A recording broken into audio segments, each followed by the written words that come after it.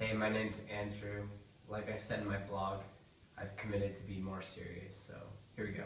So on today, really kind of emphasize the fact that when you're coming up with a new idea, you really want to look up patents that already exist and find out like what patents relate to your idea, but also find out how you can differentiate from the ideas that already have been patented.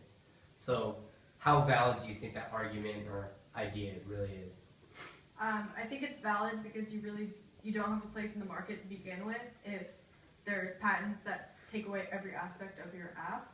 So I think before you even start developing anything, I think it's important to see where your app lies amongst other apps that are already out there and see which parts make yours different and special, because that's what people will buy anyways.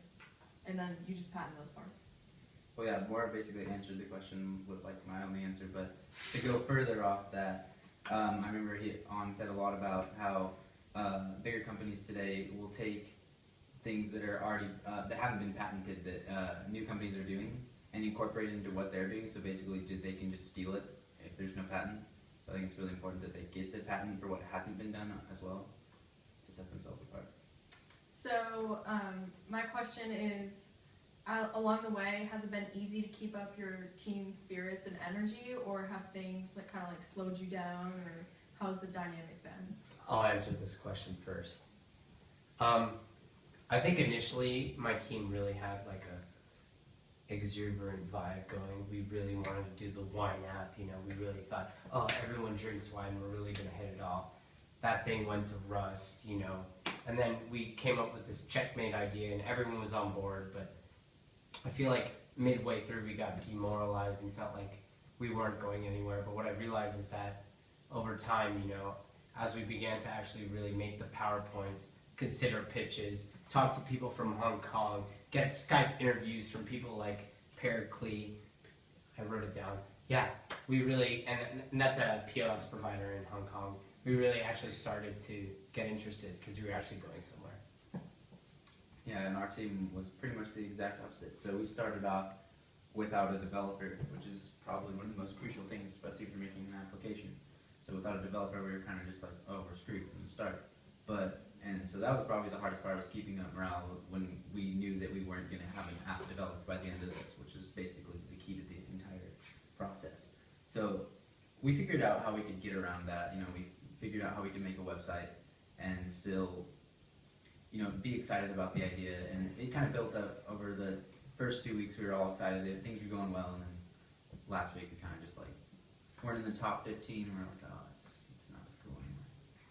Okay, so that's my answer to that, and my question would be, are you guys happy that you took this experience to study abroad this summer, or would you have rather done something else, like an internship or a job? I'll talk. I'm really happy I did this. I actually almost took an internship over this, and I was trying to decide what to do.